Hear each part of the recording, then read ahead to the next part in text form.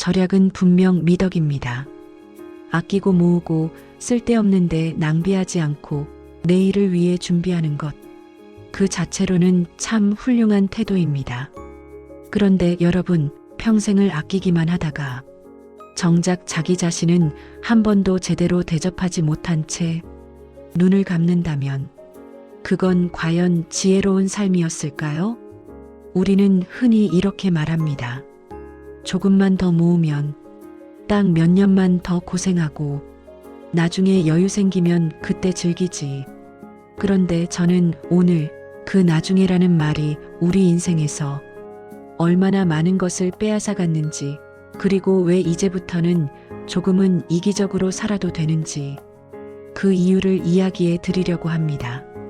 먼저 하나 질문 드리겠습니다. 여러분, 수의를 보신 적 있으십니까?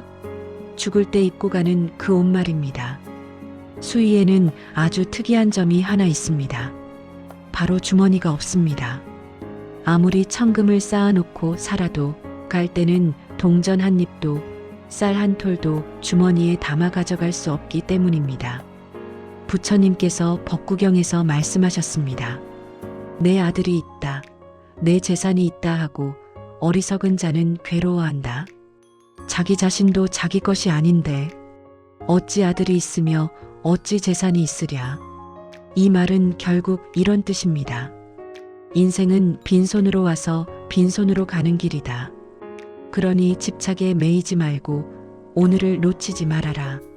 그런데 우리는 어떻습니까? 마치 천년 만년 살 것처럼 좋은 옷은 옷장에 모셔두고 맛있는 건 자식 입에 넣어주고 내가 쓰는 건 아까워서 참고 또 참습니다. 평생을 나중에를 위해 살아오지 않으셨습니까? 그래서 오늘의 첫 번째 이야기입니다. 쌓아둔 돈은 쓰지 않으면 종이 쪼가리입니다. 돈은 흐를 때 비로소 가치가 생깁니다. 보여있는 물은 썩고 갇혀있는 돈은 의미가 없습니다. 부처님께서는 재물을 아껴 쌓아두는 것을 벌이 꿀을 모으는 것에 비유하셨습니다. 벌은 열심히 꿀을 모으지요. 그런데 그 꿀을 채 맛보기도 전에 주인이 와서 몽땅 빼앗아 갑니다. 헛된 수고만 남는다는 말입니다. 여기서 꿀을 빼앗아 가는 주인은 누구겠습니까? 바로 죽음입니다. 죽음 앞에서 저승사자는 단 한 푼도 봐주지 않습니다. 우리가 평생 움켜쥔 통장과 땅과 금과 집, 그 어떤 것도 주머니에 넣어갈 수 없습니다. 그래서 부처님과 아난다 존자의 일화가 전해 내려옵니다. 길가에 반짝이는 황금 덩어리를 보고 부처님이 말씀하십니다. 아난다여, 저것은 독산이라. 아난다도 답합니다. 그렇습니다. 세존이시여. 독사입니다. 그 뒤를 지나던 가난한 농부가 그 말을 듣고도 이렇게 생각합니다. 독사? 저건 누가 봐도 황금인데.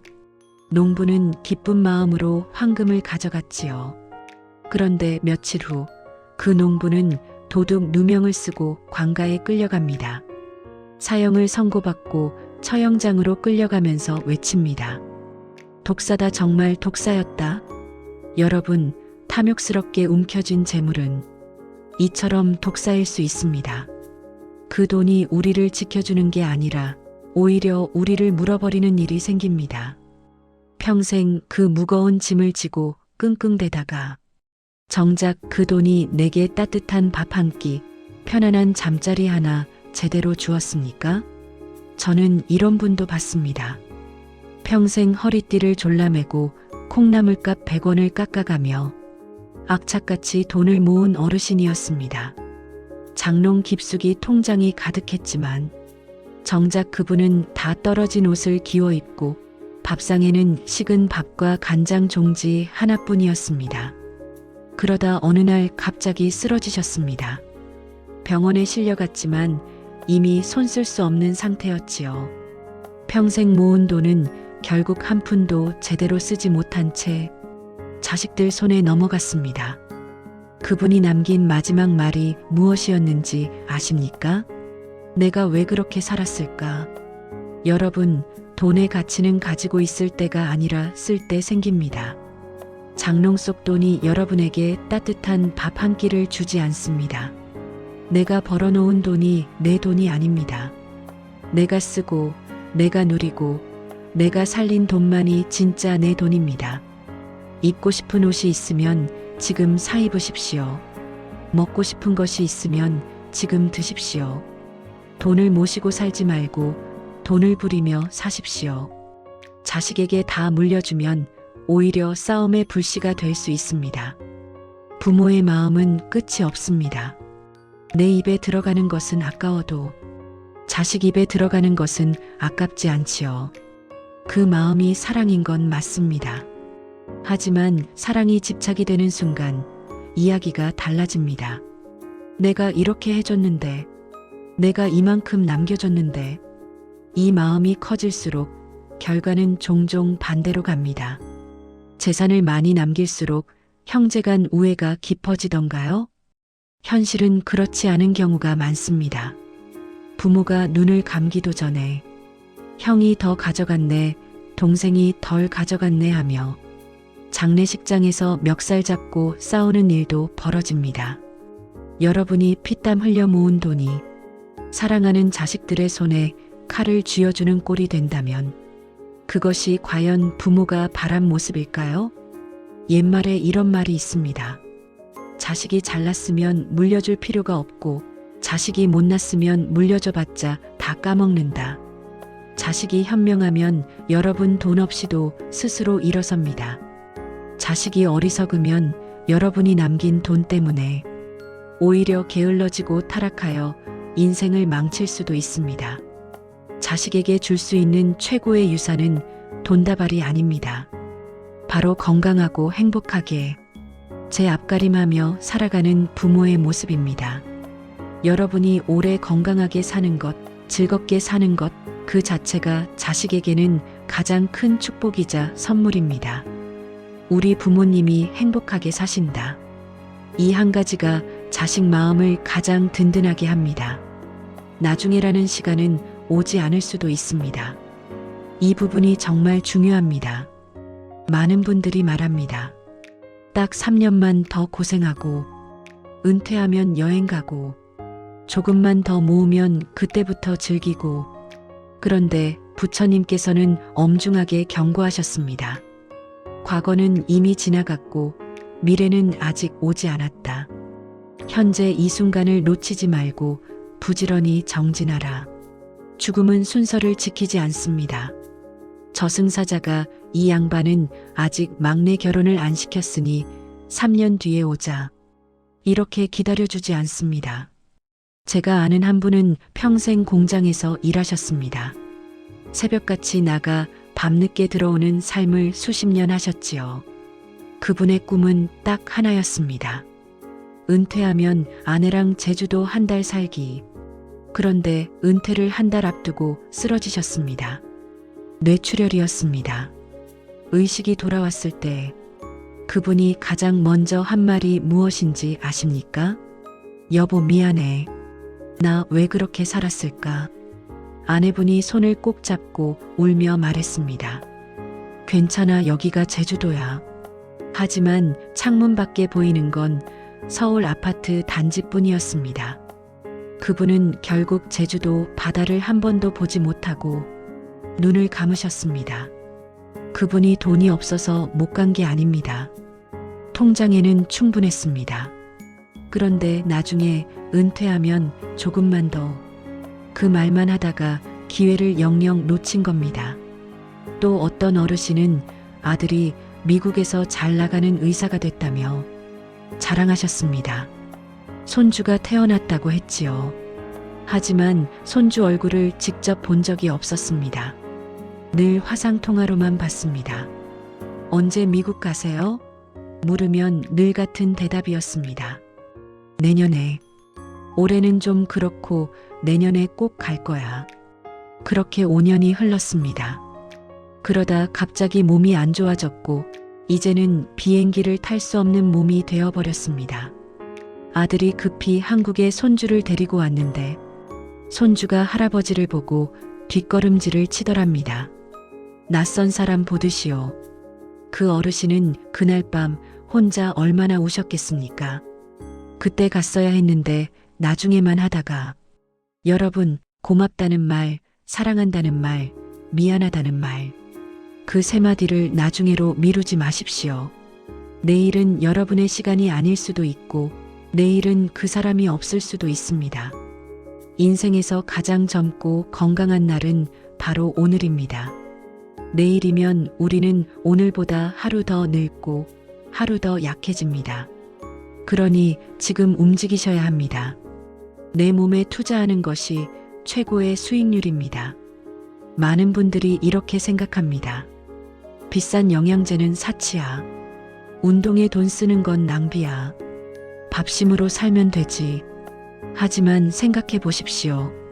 나중에 병원에서 치료하는 돈은 아깝지 않으면서 지금 내 몸을 지키는 돈은 왜 아까우십니까? 병원비는 치료비입니다. 하지만 지금의 좋은 음식, 운동, 휴식은 예방 투자금입니다. 통장에 10억이 있으면 뭐합니까? 몸이 말을 듣지 않으면 산해진미가 눈앞에 있어도 씹을 수 없습니다. 그때는 금으로 만든 침대도 가시방석이고 창고에 쌓인 돈다발도 휴지 조각처럼 느껴집니다. 늙어서 제일 서러운 건 돈 없는 서러움보다 몸이 내 마음대로 안 움직이는 서러움입니다. 자식이 아무리 효자라도 여러분 대신 아파해 줄 수는 없습니다. 결국 그 고통은 오롯이 여러분 몫입니다. 그러니 제발 그 돈 아끼지 말고 여러분 몸에 투자하십시오.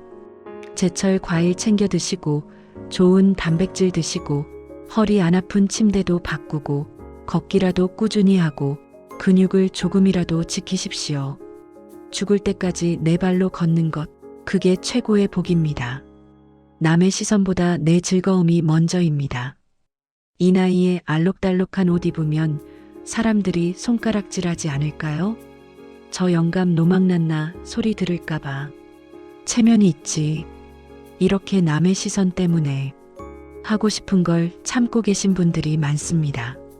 하지만 여러분이 점잖게 앉아 있다고 해서 그 사람들이 쌀 한 마리라도 가져다 줍니까? 여러분이 밝게 웃는다고 해서 그들이 여러분 밥그릇을 빼앗아 갑니까? 아무 상관없습니다. 그들은 한마디 던지고 뒤돌아서면 까맣게 잊어버릴 사람들입니다. 우리는 지금까지 남 눈치 보느라 참아온 게 너무 많습니다. 젊어서는 아직 어려서 참았고 중년에는 가장이라서 참았고 이제 노년이 되면 나이 들어서 또 참습니다. 도대체 언제가 여러분 차례입니까? 언제 여러분이 하고 싶은 대로 할 수 있는 겁니까? 입고 싶었던 옷, 해보고 싶었던 머리, 배워보고 싶었던 춤, 가보고 싶었던 여행지, 먹어보고 싶었던 음식, 만나고 싶었던 친구. 이제는 여러분 차례입니다. 빨간 옷 입으면 어떻습니까? 내일이면 동네 사람들 다 있습니다. 혼자 여행 다니면 어떻습니까? 오히려 더 자유롭습니다. 노래방에서 신나게 부르면 어떻습니까? 스트레스가 확 풀립니다. 손주랑 바닥에 뒹굴며 놀면 어떻습니까? 그게 진짜 행복입니다. 이제 와서 뭐 어떻습니까? 뭘 해도 이상할 게 없는 나이가 됐습니다. 오히려 뭘 해도 용서되는 나이가 됐습니다. 스스로에게 허락해 주세요. 나도 이렇게 살아도 된다. 나도 내가 하고 싶은 대로 해도 된다. 나도 행복해도 된다. 불교에서는 집착을 번뇌의 근원으로 봅니다. 남의 시선에 대한 집착, 체면에 대한 집착이 여러분을 불행하게 만듭니다. 여러분 인생의 관객은 오직 여러분 한 사람뿐입니다. 무대 위에서 춤을 추든 노래를 부르든 여러분 마음대로 하십시오. 비평가들의 말은 신경 끄십시오. 마지막으로 실컷 살아본 사람이 실컷 웃으며 떠납니다. 저는 수많은 사람의 임종을 지켜본 이들의 말을 들었습니다. 죽는 순간에 아이고 내 통장에 돈을 좀 더 채워둘 걸 하며 우는 사람은 단 한 명도 못 봤습니다. 대부분은 이렇게 후회합니다. 그때 그 사람 손 한번 잡아볼 걸. 가보고 싶던 곳 한번 가볼 걸. 맛있는 거 실컷 먹고 재미있게 살 걸. 그런데 딱 한 분 웃으며 떠나신 분이 계셨습니다. 그분은 특별히 부자도 아니었고 대단한 지위도 아니었습니다. 그냥 평범한 어르신이었습니다. 그분이 임종 직전에 이렇게 말씀하셨습니다. 나는 후회 없어. 먹고 싶은 거 다 먹었고, 가고 싶은 데 다 갔고, 만나고 싶은 사람 다 만났어. 웃을 일이 있으면 실컷 웃었고, 울 일이 있으면 실컷 울었어. 참 재미있게 살았다. 고마웠어. 이 세상. 그 얼굴이 정말 편안했습니다. 아무 미련도 아무 한도 없이 그냥 잠드는 아이처럼 평화로웠습니다. 그때 저는 깨달았습니다. 좋은 죽음은 좋은 삶에서 온다. 실컷 살아본 사람만이 실컷 웃으며 떠날 수 있다는 것을요. 그러니 오늘 기억하십시오. 첫째, 쓰지 않는 돈은 돌멩이입니다. 돈을 모시지 말고 부리며 사세요. 둘째, 자식 걱정 내려놓으세요. 여러분이 행복하게 사는 모습이 최고의 유산입니다. 셋째, 나중에는 오지 않을 수 있습니다. 오늘이 가장 젊은 날입니다. 넷째, 내 몸에 투자하세요. 죽을 때까지 내 발로 걷는 것이 최고의 복입니다. 다섯째, 남의 시선 신경 끄세요. 웃으며 사는 사람이 진짜 승자입니다. 수위에는 주머니가 없습니다. 오늘 하루 세상에서 제일 잘 노는 사람이 되어 보십시오. 아침에 눈을 뜨면 아이고 삭신이야로 시작하지 마시고 야호 오늘도 살아있네. 덤으로 얻은 하루 신나게 놀아보자.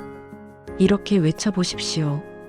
그리고 오늘 밤 잠자리에 들기 전에 스스로에게 한번 물어보십시오. 나는 오늘 하루 웃었는가? 나는 오늘 하루 살았는가? 그 대답이 예라면 여러분은 이미 극락에 가까이 와 계신 겁니다. 여러분의 남은 날들이 매일매일 설레는 소풍이 되기를 진심으로 응원합니다. 오늘 이 이야기를 들은 이 시간이 당신 인생에서 작은 전환점이 되기를 바랍니다. 마음이 조금이라도 따뜻해지셨다면 구독과 좋아요로 인연을 이어주세요. 그리고 댓글에 지금 가장 하고 싶은 것 하나만 적어보세요. 그 한 줄이 당신을 앞으로 나아가게 할 첫걸음이 될지도 모릅니다. 감사합니다.